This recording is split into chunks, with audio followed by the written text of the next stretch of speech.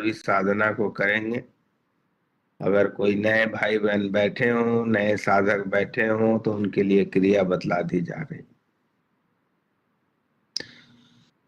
वैसे तो जीवन का उद्देश्य अगर थोड़ा सा भी तर्क से समझा जाए, क्योंकि तर्क वितर्क कुतर्क, कुतर्क से नहीं, तर्क से अगर समझा जाए तो जस्ट कल्पना करें, जब सृष्टि शुरू भी नहीं हुई थी, जब सृष्टि की आदि थी। वैसे तो हम सब जानते ही है, आदि और अंत को जानना असंभव है, पर कल्पना तो कर ही सकते हैं।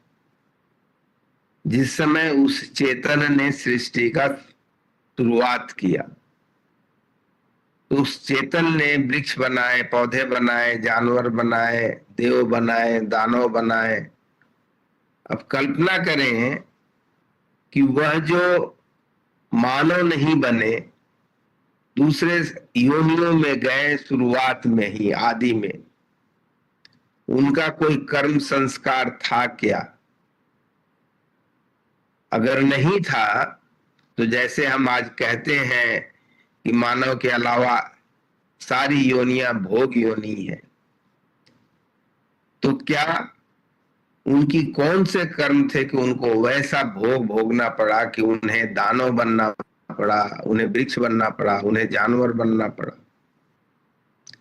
अगर इस तर्क में जाए तो यह समझ में आएगा कि वास्तव में उस चेतन का चाहे जो भी नाम दे, जैसा परम पूज्य गुरु महाराज बतलाते हैं कि उसका जो नाम दे दे, अपनी अपनी श्रद्धा, अपने अपने विश्वास के अनुसार जो रूप दे दे, पर उस चेतन ने जो सृष्टि की, वास्तव में उस चेतन के मर्जी के बगैर कुछ नहीं होता है।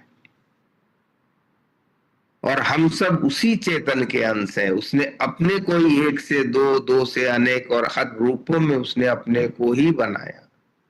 और इसीलिए हर चेतन को यह थोड़ी सी स्वतंत्रता है उसके अपने शारीरिक बंधन के अनुसार, क्योंकि शारीरिक बंधन सबके अलग अलग हैं। उनके अनुसार यह स्वतंत्रता है कि वह अपने कर्म का निर्धारण कर सके।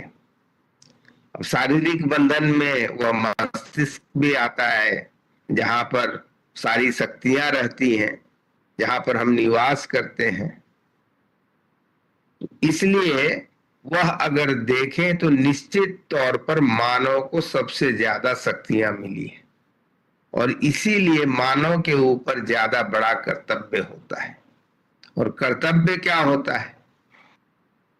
अगर थोड़ा सा अगर शांति से अगर विचार करें, तो इस शरीर से संबंधित जितने चीजें हैं, वो सारे कुछ अल्पकाल के लिए हैं।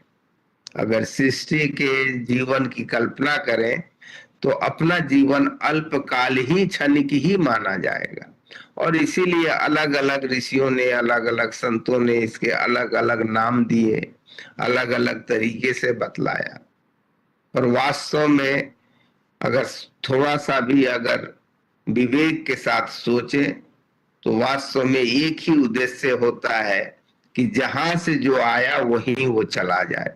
यानी कि चेतन के भंडार से जहां से हम सब निकले हैं, उस चेतन के भंडार में मिल जाए। और उसी को परम पूज्य पंडित जी ने कहा कि गुरु से मिलना और गुरु में मिलना। गुरु में मिलना यानी उसी चेतन भंडार में मिल जाना। और जो मिल जाते हैं उनका अपना अस्तित्व समाप्त हो जाता है। उसी को मुक्ति कह ले, चाहे जो नाम प्रदान कर दे। वास्तव में जैसे एक बोतल जल अगर गंगा में मिल जाए, समुद्र में मिल जाए, तो उसका अपना अस्तित्व समाप्त हो जाता है। उसी प्रकार यह चेतन के छोटे छोटे अंश जब भंडार में मिल जाते हैं, तभी उनका अस्तित्व समाप्त होता है। और वास्तव में वो सबसे बड़ा प्रायोरिटी हमारा होना चाहिए।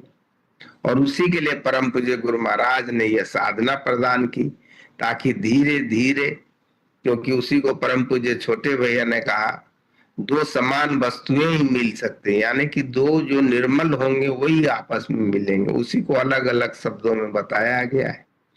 तो उसमें मिलने के लिए ही परम पूज्य गुरु महाराज ने यह साधना दी, जिससे हमारे विचार निर्मल हो जाए। क्योंकि हम अलग क्यों है?